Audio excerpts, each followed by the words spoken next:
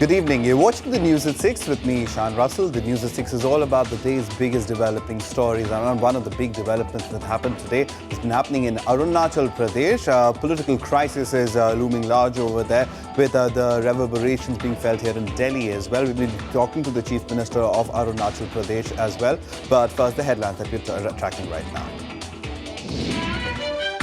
Parliament witnesses opposition protests over CBI searches in Delhi Secretariat and conduct of Arunachal Pradesh Governor in convening assembly session in the state.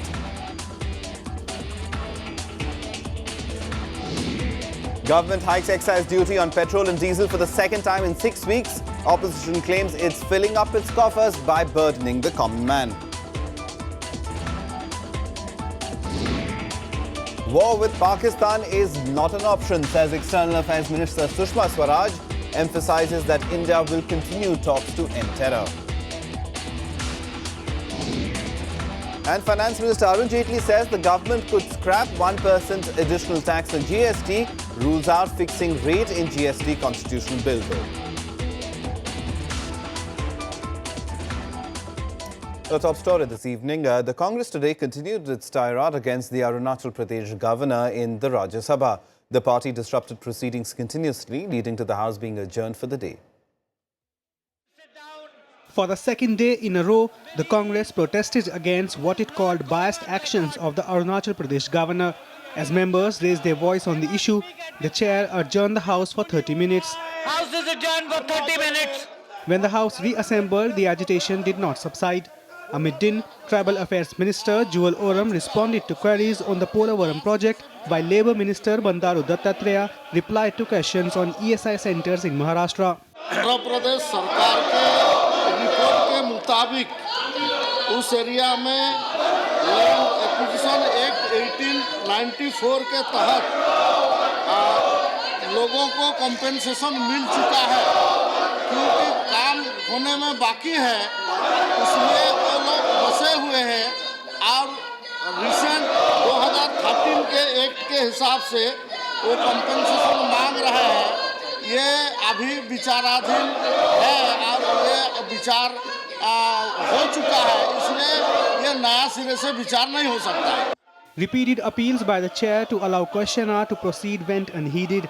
As protest escalated, the Congress members reached the well, prompting the chair to adjourn the House till 2 p.m. House is adjourned till 2 p.m. The Congress has alleged that the Arunachal governor convened the assembly session to remove the speaker without consulting the government. Deputy Chairman P.J. Kurian had given a ruling on Tuesday that the governor's role can only be discussed only by bringing a substantive motion. Kriti Mishra's report for Rajya Sabha TV. And the centre today defended the advancing of the winter session of the Arunachal Pradesh Assembly by Governor J.P. Rajkhowa, saying that the conditions there are under such which decisions can be taken without the concurrence of the state government. The government also rejected the Congress's charge of trying to destabilize the state government. The Congress is questioning Governor Rajkhowa's role, alleging his actions amount to murder of democracy and constitution. The Arunachal Pradesh governor issue created uproar in Lok Sabha too. Parliamentary Affairs Minister M. Venkaiah Naidu defended the state governor, saying that he was following constitutional rules and regulations and that the centre had no role in his functioning. He added that the political crisis in the state was due to infighting among the Congress MLAs in the state. Their own party internal matter. It's an internal matter of the Congress party. That has been the habit of that Congress party also. They are fighting among themselves. Today, the Speaker has disqualified 14 MLAs. Kharge is talking of the Constitution. He is facing a no-confidence motion, Speaker. Earlier, as soon as the proceedings of the House began, Congress members started protesting the alleged interference of Arunachal Pradesh Governor Jyoti Prasad Rajkhowa with the intent to destabilize the government of the state. कि वहां पर सत्ता party को हटाने के लिए और वहां के 2/3 मेजॉरिटी से आए हुए कांग्रेस पार्टी को हटाने के लिए और वहां पर नॉन कांग्रेस पार्टी को अधिकार में लाने के लिए ये कोशिश चल रही है. Not satisfied with the centre's response on the matter, the Congress members staged a walkout. The Congress party accuses the Arunachal Pradesh governor of deciding the winter session's agenda without the state government requesting for it. The sixth session of the State Legislative Assembly, which was scheduled from 16th to 18th of December, hasn't begun yet. The Speaker says there will be no session and blames it on the alleged interference of the governor. The governor, in turn, has demanded the Speaker's removal. This is Pranav Goswami's report for Rajya Sabha TV. And we're joined by Mr. Nawam Tuki, Chief Minister of Arunachal Pradesh himself, to help us understand. Mr. Tuki, as far as your objections are concerned, how are you handling them now? The session is supposed to start tomorrow. Will you be participating in it?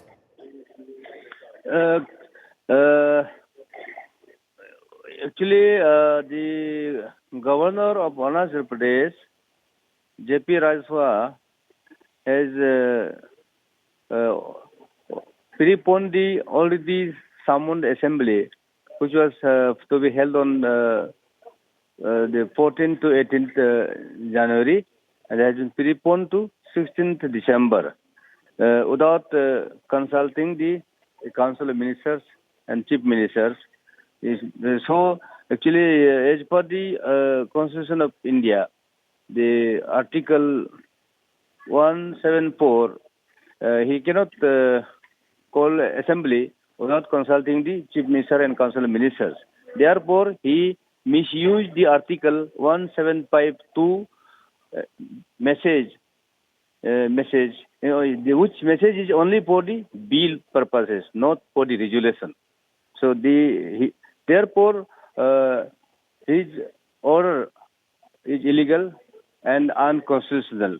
Therefore, a Speaker of the Assembly has passed a resolution and then send the notice. His order is illegal and unconstitutional. All right. So, would you be participating in that particular assembly session that the governor has called for, which you are saying is illegal and unconstitutional? Because the assembly procedure has to be followed. Session has to be summoned and notification has to be issued by the Assembly Secretariat. And the Business Advisory Committee report has to be made and make an agenda item for the Assembly session for the days. But that has not been fulfilled. So the attending of session does not arises since it is unconstitutional and illegal. Okay, and also as far as what the central government is saying, we had Parliamentary Affairs Minister M. Venkaiah Naidu say in the Lok Sabha that the centre has nothing to do with this and the governor has the constitutional authority and the validity as far as this particular decision is concerned, and it's the infighting within the Congress that is leading to such a situation where a large part of your MLAs do not support you as Chief Minister. What would you say to that? That is not correct because His Excellency the Governor J.P. Rajya here they telling everybody saying that central government, Union government is with him and supporting him. He is claiming that all the orders passed here is all the directives and clear guidance. Even from he has mentioned about the yesterday Council of Ministers we went to his Raj Bhavan at 6 p.m. and met him, and there also he clearly mentioned about that he has consulted Attorney General of India. So therefore, he is taking all shelter from the High Command, and Raj Bhavan is being used as a BJP headquarters.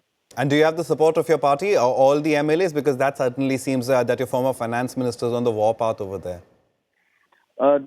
Their Congress was 47 member out of 60 member house, and now 21 were against me, but among them also 2 were resigned.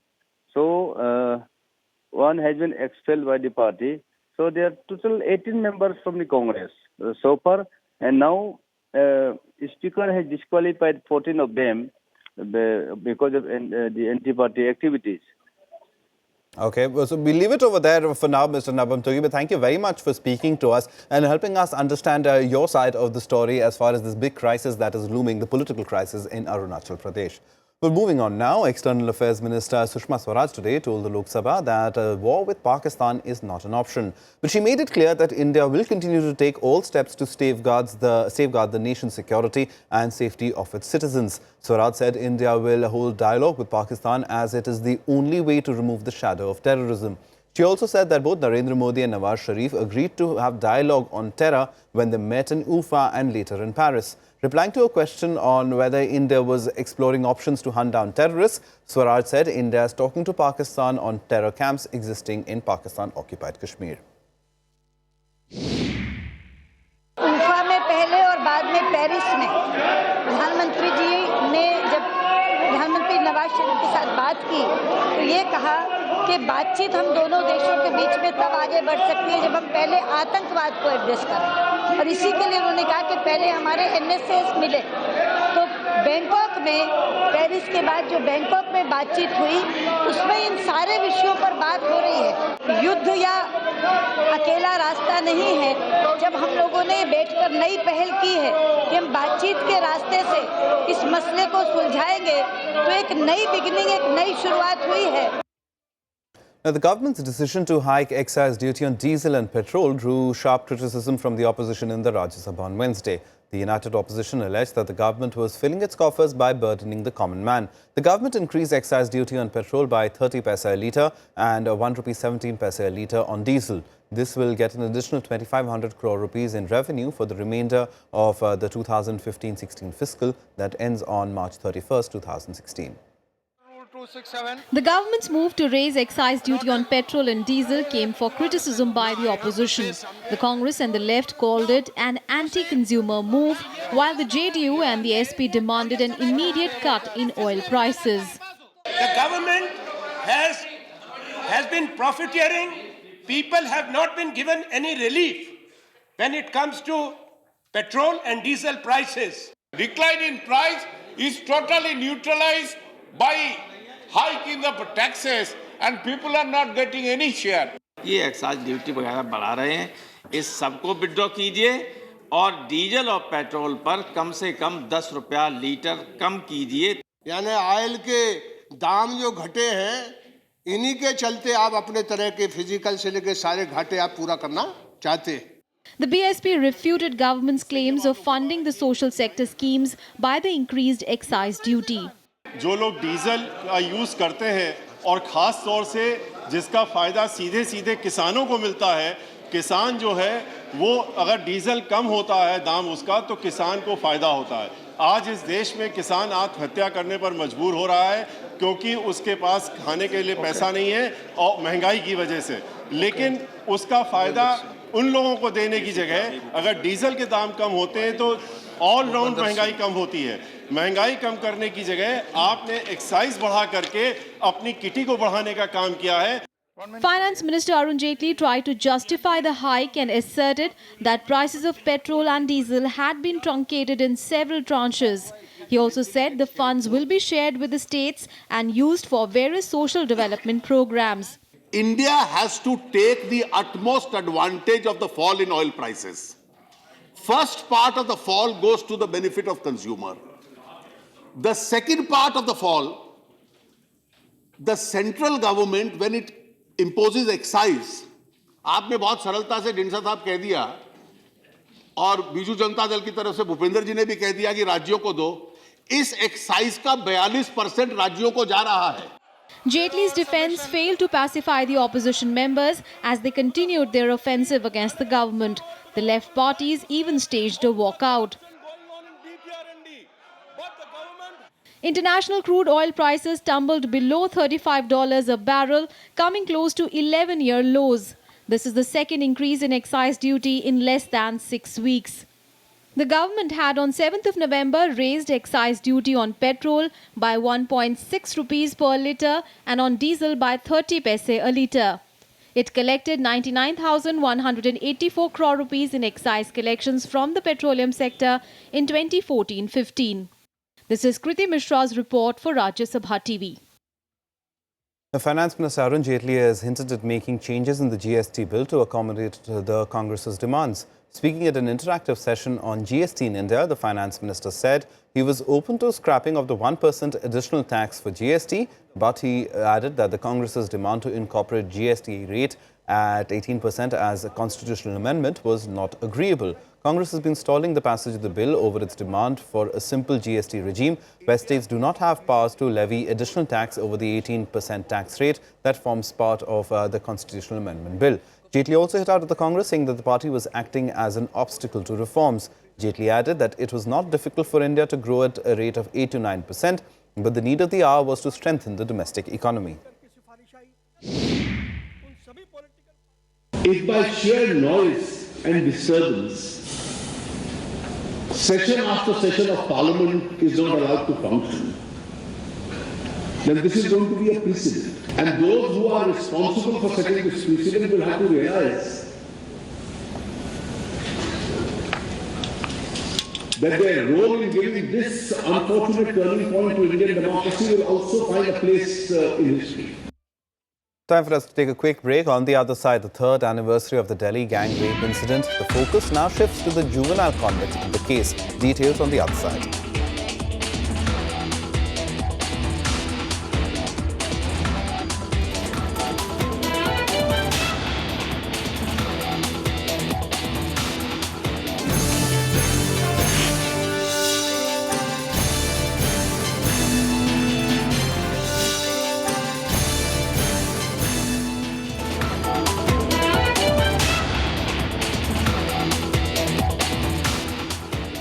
Welcome back. You're watching the news at 6. On a day when both houses of parliament witnessed protests over the CBI raids in the Delhi Secretariat, Delhi Chief Minister Arvind Kejriwal claimed that the agency seized documents that had no relation to the allegations being probed. He alleged that the real purpose of the CBI raids was to access files involving Arun Jaitley, the finance minister of the country, in a case pertaining to the DDCA.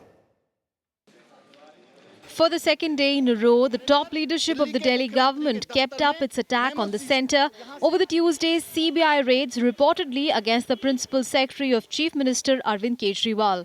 CBI गुलाम थी कल केंद्र में बैठी हुई ruling party की और आज फिर रूलिंग पार्टी की है और वो केंद्र के इशारे पर दिल्ली के मुख्यमंत्री के दफ्तर में मेमो सीज यहां से उनके रजिस्टर फाइल मूवमेंट रजिस्टर तक सीज करके ले जा रही है और फिर पार्लियामेंट में स्टेटमेंट दिया जा रहा है कि इसका मुख्यमंत्री के दफ्तर से कोई लेना देना नहीं है। ये कैसी बयानबाजी है पार्लियामेंट में? पार्लियामेंट को धोखा दिया जा रहा है देश की। The central government dismissed the charges outright. Union Minister Venkaiah Naidu said there should be no politics on the working of the CBI. This government is very clear. We don't interfere at all. I can tell the House, none in the government is aware. None in the government is aware of any raid. There was no raid on Delhi Chief Minister. The Congress also questioned the behavior of the Aam Aadmi Party in the entire episode. या तो केजरीवाल साहब घबराए हुए हैं, उनको लगता है कि उनकी फाइलों में कुछ ऐसी चीजें हैं जिससे केजरीवाल साहब खुद फंस जाएंगे। बाकी कोई चीज सरकारी फाइल है, सरकारी फाइल कोई कहीं जाती आती है, ऐसे थोड़ी चली जाती है। कोई ऐसी फाइल को उठा के ले जाएगा।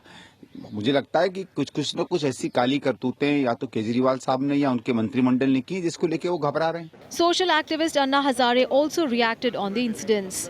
आपने अभी इतना बड़ा अफसर को अपने दफ्तर में नियुक्त किया, कम से कम ये देखना जरूरी है कि उसका बैकग्राउंड क्या है, उसका चरित्र कैसा है। Global anti-corruption watchdog Transparency International, meanwhile, said they had warned Delhi Chief Minister Arvind Kejriwal about the serious corruption allegations against his principal secretary and IAS officer Rajendra Kumar. It said a letter sent by it failed to get any response from the government earlier in May. Prima facie काफ़ी strong evidence थे, तो हम लोगों ने because we are not investigating agency, तो हम लोगों ने केजरीवाल साहब और एलजी और पीएम ऑफिस को वो केस कंप्लेंट फॉरवर्ड किया था विद आवर नोटिंग्स कि इस मामले को इन्वेस्टिगेट कराना चाहिए। The CBI, on the other hand, kept up its questioning of Rajendra Kumar for the second day on Wednesday. This is Anu Diwan's report for Rajya Sabha TV. And let's go across to our correspondent Vishal Daya for more on this. He joins us live from Parliament. Vishal, the Congress is now demanding Arun Jaitley's resignation over the issue of corruption in the DDCA. Well, yes, in fact, just a short while ago in the Parliament, we saw a press conference being addressed by the senior leaders of the Congress, which included the leader of opposition in the upper house as well as the leader of the party in the lower house. Also present was party's Delhi unit chief Ajay Makan. Now, the charges which the Congress made against the Finance Minister Arun Jaitley was that during his tenure of presidency of the DDCA, that's from December 99 to December 2013, there were several allegations of irregularities in the DDCA, be it in terms of allotting the reconstruction work of Firozshah Kotla Stadium to several agencies, or be it making payments to certain companies. Now, the Congress has cited in SFIO reports. SFIO is a Serious Fraud Investigation Office under the company's ministry, and an investigation was carried on by the SFIO in 2012. That's during UPS tenure, and citing that report, the Congress party is now alleging irregularities during Finance Minister Arun Jaitley's regime. They have also cited an in-house report, internal report of the DDCA, as well as the report of that committee which was constituted by Chief Minister Arvind Kejriwal just last month. Now, the Congress is clearly up the ante. They have not, rested just by making allegations this time. They have sought the resignation of Finance Minister Arun Jaitley immediately, and if he fails to do so, as I've urged the Prime Minister to sack the Finance Minister. Right. Also, they have demanded a probe by the Joint Parliamentary Committee, saying that unless it is probed by the JPC of both the houses, it would not be possible for the truth to be brought out in this entire matter. All right, Vishal, very quickly also, then this really means that with the Congress upping the ante on this issue as well, there's the Arunachal Pradesh issue that came up as well today, and it really seems that the remainder of the session of Parliament, we could really see no headway being made between the government and the opposition.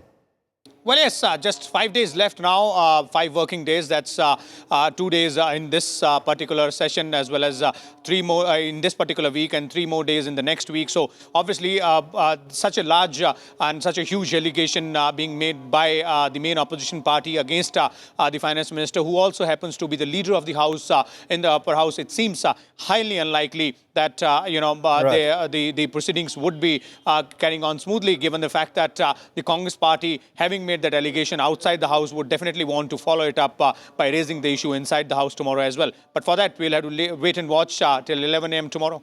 Okay, Vishal. Vishal, of course, will keep a track of those developments for us. Thanks very much for joining in for now. Well, moving on now, on the 3rd anniversary of the Delhi gang rape incident, the focus is on the juvenile convict in the case, due to be released on the 20th of December. The decision has come in for criticism from the parents of the victim as well as women's rights activists. On the 3rd anniversary of the heinous 2012 Delhi gang rape, the spotlight is once again on the juvenile convict, the 6th accused in the case, who is all set to be released on Sunday. Parents of the victim, however, are questioning the decision. ये चाहता हूँ कि उसको कड़ी से कड़ी सजा का, जैसे इन चारों को सजा मिली हुई है, इसको भी उसी सजा के, ये भी उसी सजा का हकदार है. According to news reports, the Delhi government is planning to give the juvenile a one-time financial grant of 10,000 rupee and a sewing machine to enable him to open a tailoring shop. Delhi सरकार ने जो फैसला लिया है, तो महिलाओं की सुरक्षा के लिए नहीं, बल्कि महिलाओं की असुरक्षा के लिए उन्होंने फैसला दिया इस तरह का. अगर आज के डेट में इस तरह के जुवेनाइल जो क्राइम कर रहे हैं, उनको अगर छोड़ा जाए, तो हमें लगता है कि एक तरह से उनको राइट दिया जा रहा है कि अब तुम्हें नौकरी करने की ज़रूरत नहीं है, पढ़ने की ज़रूरत नहीं, कुछ भी करने की ज़रूरत है, क्राइम करो और हम तुम्हारे को 10,000 रुपया देंगे और दुकान भी खुलवाएंगे. On Tuesday, the National Human Rights Commission issued summons to the Delhi Chief Secretary, the Police Commissioner and the Union Home Secretary for their failure to produce reports on releasing him. The juvenile convict was reported to have been the most brutal of the 6 accused in the crime. Since he was 17 at the time of the attack, the maximum penalty that could be imposed on him was 3 years. The brutal gang rape of the 23-year-old student led to demonstration by thousands of people demanding justice and better treatment for women. Bureau Report, Rajya Sabha TV. Now, in an attempt to check high pollution levels in New Delhi, the Supreme Court today banned registration of diesel cars and SUVs above 2000 cc in the national capital till the 31st of March next year. The court also banned diesel commercial vehicles registered before 2005 from entering the city. Also barred are commercial vehicles that are not Delhi-bound. The court also doubled the green tax on trucks entering the city, besides ordering all taxis in Delhi to switch to CNG by 31st March 2016. The court announced these decisions as a response to several petitions on the pollution levels in Delhi. Some international news now, and Russia today said serious differences still remain with the US over the Syrian crisis. Russia's comment comes just a day after US Secretary of State John Kerry met his counterpart Sergei Lavrov in Moscow on the issue. Despite the differences, the Russian Foreign Ministry said Lavrov will attend the international meeting in New York on Friday. The US and West feel that Syrian President Bashar al-Assad can't be part of the political transition in Syria. Russia is, however, firm that the Syrian people should decide the issue. Well, that's it from us. Goodbye.